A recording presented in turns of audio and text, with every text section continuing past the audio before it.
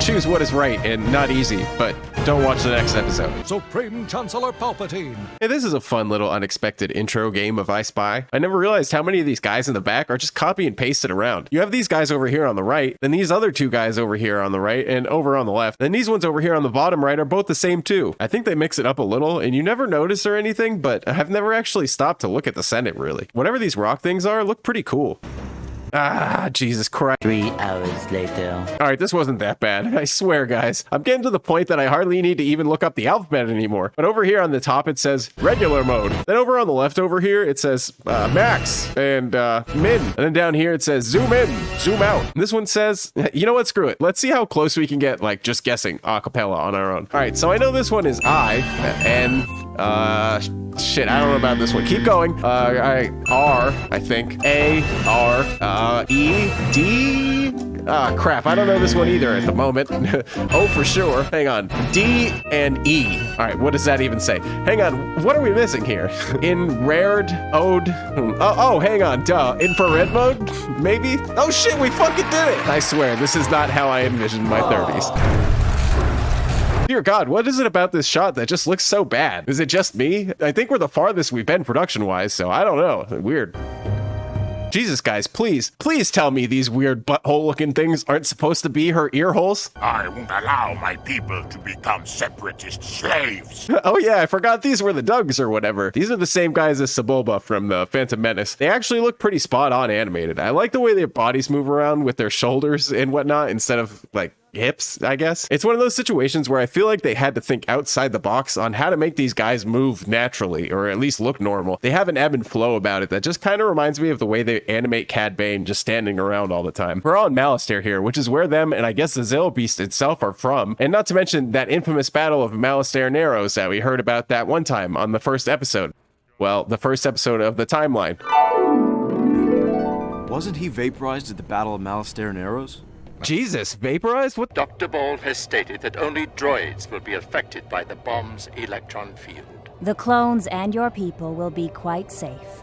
We have accounted for every probable outcome. I love how Balls over here sounds like she would literally rather be anywhere else in the entire galaxy right now than explaining this bomb's safety. This bomb is our only hope for victory now. Oh damn, a new tactical droid. I don't remember this paint job. Well, I guess I should specify the big ass design in the middle of the chest, not the actual paint job. But I just double checked a few ones that we've seen so far, and Lord have mercy, this is a new paint job. Thank the maker. When I say paint job here, by the way, I mean these little shading and scratches and whatnot. We've seen a handful of different droids use the same actual paint job, but just changing up the color schemes of them. And you bet your sweet ass I'll find another one. Just need to hold them back until the bomb drops. Where do you expect us to go where the bombs fall? Blast them! Okay, so I'm pretty sure these are the same laser things that they use in Attack of the Clones, right? The ones we see here look a little bit different, so I was never really sure whether these were the exact same ones, but I love this little laser part. Damn, did you guys see that guy on the cannon back there just get clotheslined when that thing swung around? All right, I know I mentioned the animation before, but I don't know. It can't just be me here. The shading and whatnot on the clones just looks so weird and cheap for whatever reason.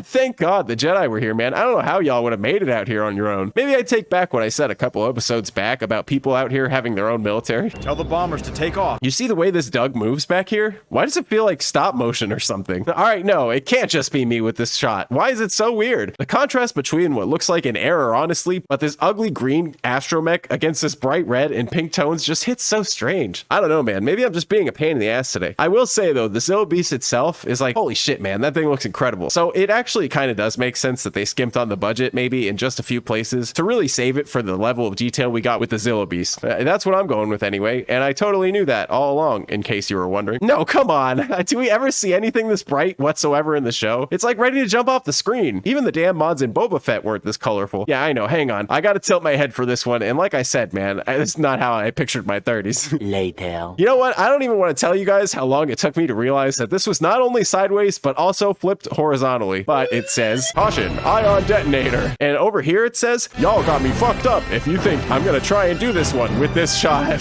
Damn, Lucasfilm. I swear that's what it said, guys. Scout's honor. Hey, you guys remember these little blonde guys, right? No, it's really a helmet, but there was that one time on OSW where I thought they were a bunch of blonde guys. These helmets look so weird that I thought they were all blonde guys at first. You know, the Dugs give me major separatist vibes. I'm surprised they weren't on their side all along, to be honest. Maybe it's this castle thing? I don't know. I get Dooku Castle vibes here. All right, what is this ship? I'm pretty sure they're ARC 170 starfighters. It's not the Z95, right? Weren't those basically the precursor to the X-Wing? Is this the precursor to those? I don't know. Whatever they are, they're pretty damn funny looking with this big old nose on the front, although I can relate. And also pretty sure this is the same kind of shit Plo Koon was in during Revenge of the Sith when he got shot down. As if it wasn't obvious enough they were the precursor to X-Wings, they make the exact same noises when they move and when they shoot and whatnot.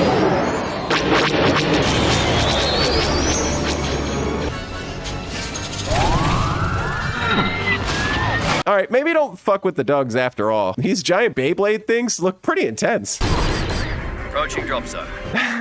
Wait, is that Stinky? Is this supposed to be Jabba's son or whatever? How have I never realized that? Maybe it's just supposed to be a snake? The black part of the visor actually makes it look like a snake tongue coming out. And thinking about Hutts with snake tongues like that?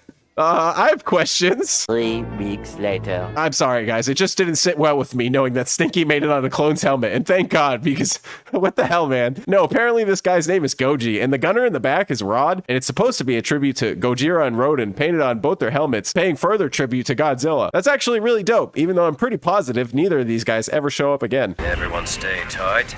That's what she said. Remember, you've only got one shot at this. One opportunity. Well, I guess we aren't going to see this thing again, so maybe if we zoom in on... Jesus, we're never going to figure this thing out. So after a long time of sitting here, like, how the hell am I going to do this? I literally just typed it on Google, and lo and behold, it's right here. And they actually did the honor of transcribing it all for me, too. So we did get that one part right earlier, and this one says, code switch designator, position 1, position 2, position 3, and position 4. And I guess even though you literally never get a good enough shot of this, over here scribbled in yellow marker or whatever, this says, this is for you, Dooku. What the hell, man, I swear.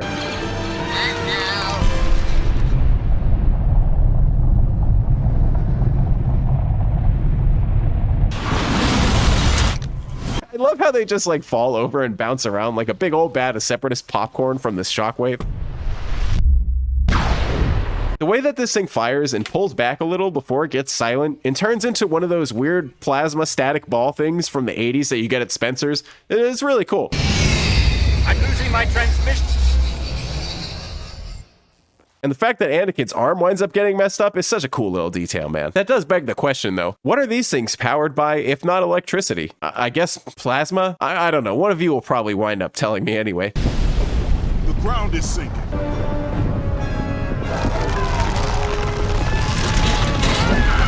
Damn, dude, it would suck to be this guy. I swear, out of all the episodes of Clone Wars, I think this is one of the worst in terms of the clones' luck. There's a couple I can think of off the top of my head that just get unremarkably murked. I like how this is basically all a mashup of Godzilla and King Kong. They come in, cause some sort of massive problem, and out of that problem emerges some giant monster. The King Kong stuff is really the next episode, and I am glad that they made this thing look totally unique from Godzilla.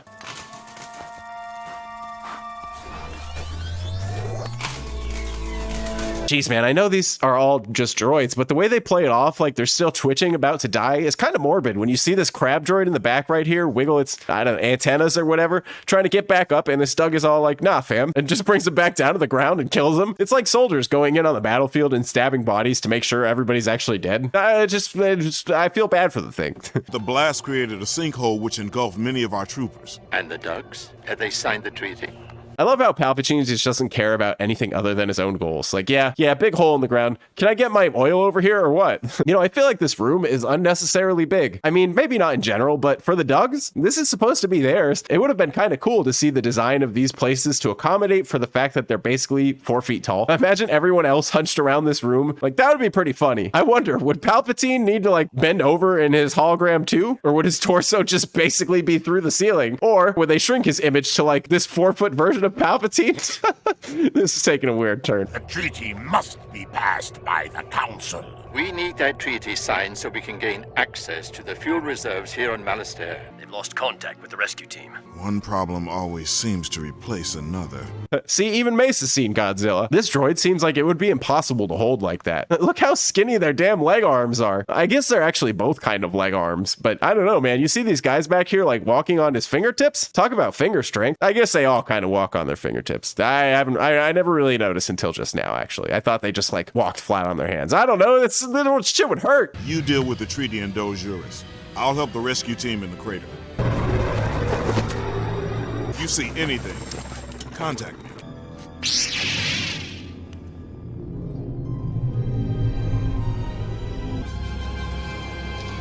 General Windu, we found them! How long do you think it'll take to get the treaty ratified? We are waiting for 2 more members of the council to arrive. Anyone else not sure why Mace left Anakin to the treaty thing? I feel like you would have been a lot better at that, my guy. Geez, I just noticed all these guys are the same back here. I mean, at least their skin is a different color. This guy is the only one with a unique design, though. I bet the rest are just color swapped like the pirates. Well, you know what? At least the pirates weren't all wearing yellow hats or something. Without your fuel, our offensive will grind to a halt. This is the beginning of a great alliance. You know what? Never mind, Anakin. My bad. There's something down here with us, and it's not Seppi's. Skywalker, I think you should come down here. All right, well, I mean, I was half right, I guess. Why does this remind me of the Alaskan bullworm? I have a bad feeling about this. So how did they know something was down here before? The damn thing looked like it's still sleeping. Either you would absolutely see this thing move, even an inch, or I don't know, man.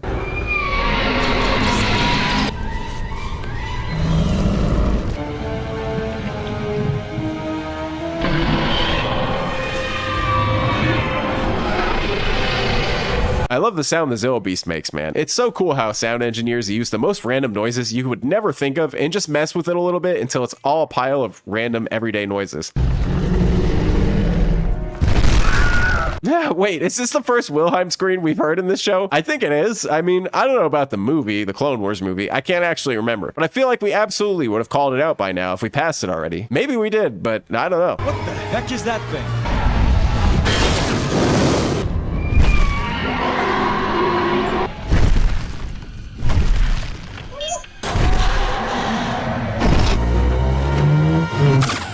What? I do find it convenient that this thing happens to be lightsaber resistant too. I get the hard exoskeleton living underground apparently, but I don't know, steel seems to be pretty hard too, yet lightsabers cut through most metal. It's heat that's a real problem here, right? Like what's so hot that this thing evolved extreme heat resistance to lightsabers? In a world where you have Beskar, I just don't get the need for Palpatine to want to go through all this trouble at all. I get that Mandalore isn't under the Republic right now, but you got like 3 years max, my guy, and it's all you. This thing is so damn cool though. The design team really went out of their way on this one. The face kind of makes me laugh a little. I don't know. I get major Digimon vibes or something. But the body and the way it moves, mwah, chef's kiss on the weird alien stuff. Its limbs must basically have no bones. It moves and grabs stuff from seemingly any direction. Kind of like a lizard and a snake combined. With Godzilla, of course. Even its tail, man. These little spiky things all move in their own directions too. We'll let you off with a warning for those ugly color palettes earlier, animation team.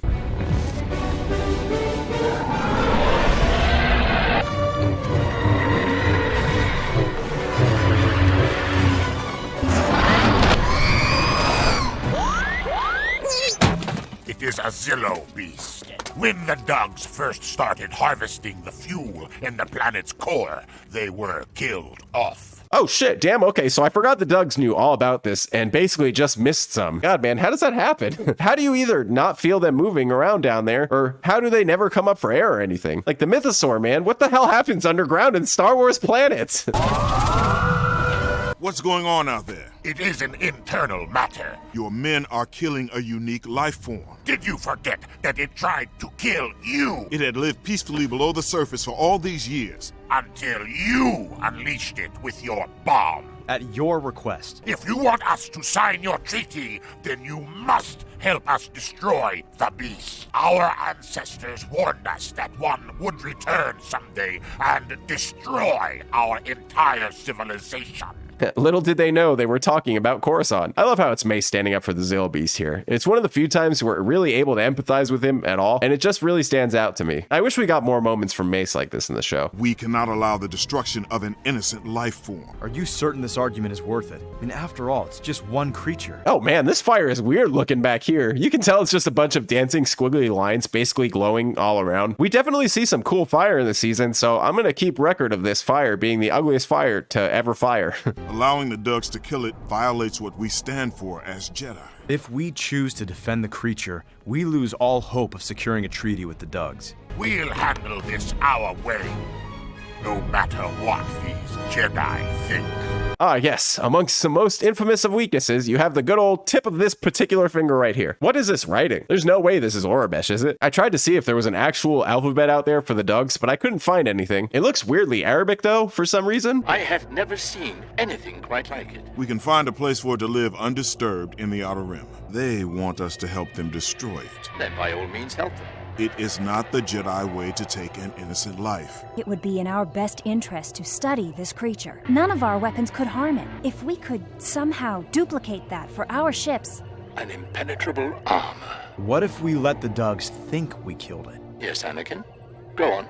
Yeah, please, Anakin. Figure out a way for me to spend more absurd amounts of resources to fund our future military endeavors, like this big old fucking thing, or make sure our good old pal Zillo Fett over here has a clone son by the time Bad Batch rolls around. Maybe a stun cannon or a pulse could penetrate through the skin and short-circuit its nervous system. He's right. We could transport it to a secure location before it wakes up. That may be the only way we shall get this treaty signed and rest Master Windu's conscience.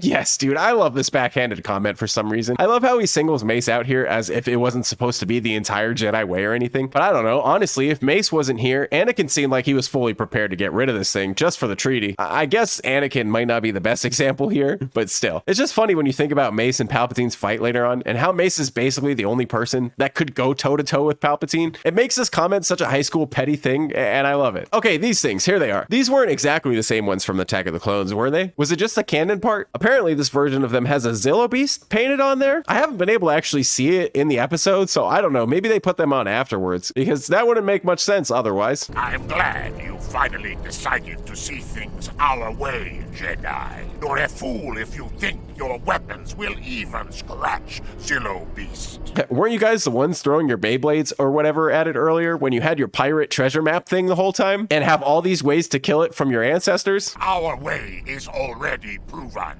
Open the valve!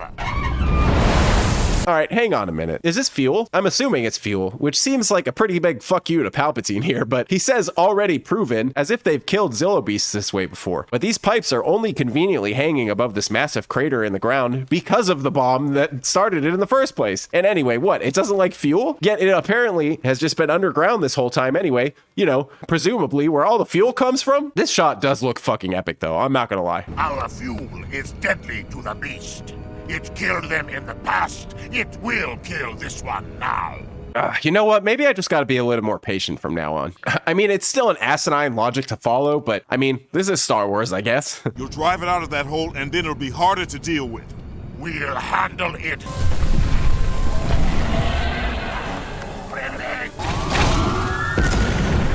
Order them to stop. What? I said order them to stop. We are innocent life forms too, are we not?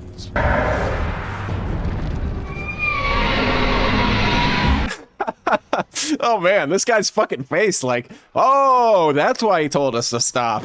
Also, you guys aren't gonna believe this, but these are the same tent assets reused. Well, besides this one. Crazy, right? Can you imagine? Charge up the rays. You know, looking at it now, how did you plan on using these tank things if the Zillo Beast never came out of there anyway? What, just slide down the sides of the walls or whatever to get to the bottom? All right, I was half joking before about the tents, but apparently they are indeed the same asset, which of course it is. Don't take this as me bitching all the time, guys. I just feel like at this point, it's my patriotic duty to point these things out to you with a name like Overanalyzing Star Wars, which also, if you somehow are not aware, this is indeed a tribute to the channel Overanalyzing Avatar. I don't know. I know it's crazy for me to say that this far in the game, but somebody brought it up recently as if I didn't make it abundantly clear. So here's a friendly reminder. Go subscribe to the Daddy Overanalyzer if you haven't already. And to my knowledge, the only other overanalyzer currently overanalyzing, my boy Hammer Kids. He's doing Korra, and subscribe to him too. I love you both.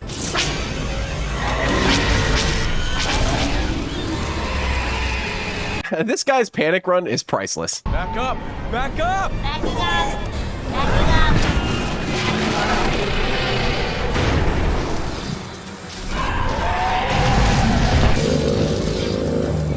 Whose right idea was this anyway? This guy asking all the important questions. Ah, geez, dude, the detail on this guy is crazy. They did such a good job with the close-ups that we actually get.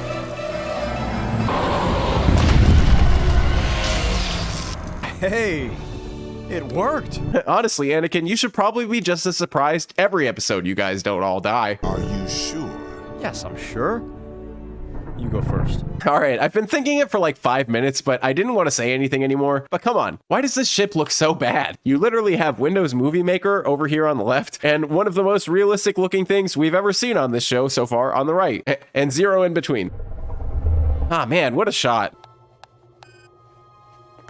You know, this guy seemed all gung-ho about their agreement earlier. What, you didn't think they'd actually kill the thing? Or were they really going to sign this treaty before? He looks so pissed that he has to now. Welcome to the Republic, Dojurus. Have you selected a planet for relocation? It should be further studied in a more controlled environment. And where is this controlled environment? On Coruscant. Even for Palpatine, man, I don't get this logic. You probably have numerous secret, mind you, facilities scattered throughout the galaxy. Coruscant is also the capital of the Empire. Why would you not see this next episode coming, my guy? Oh yeah, never mind. We get our fuel, you saved your creature, and now he'll be safe. Let's hope we can say the same about Coruscant. Yeah, it's confirmed, guys. Mace has 100% already watched Godzilla and King Kong. All right, but more into that, I love those movies as a kid, so this episode definitely hits those notes just right for me. It feels really weird to think about this kind of story just being told on its own in Star Wars, but it's one of those things that they probably had zero idea how they were going to make happen until they actually had to make it happen, which is something I just loved so much about Lucasfilm back then. All of these things were such a big deal to animation in general back then, so it's cool to see them pay homage to great things from the past while paving the way for the future of this kind of animation on a TV show budget at least. It's definitely one of my favorite arcs this season, and I always liked King Kong a little bit more for some reason, so I'm pretty stoked for the next one. Patron shoutouts! Biggest shoutouts go out to my commanders, the all-knowing Drakmir, who became the wisest Force user in the galaxy when they stole all of Luthen's fancy holocrons one night after an intense drinking competition with none other than Obi-Wan Kenobi. Who won?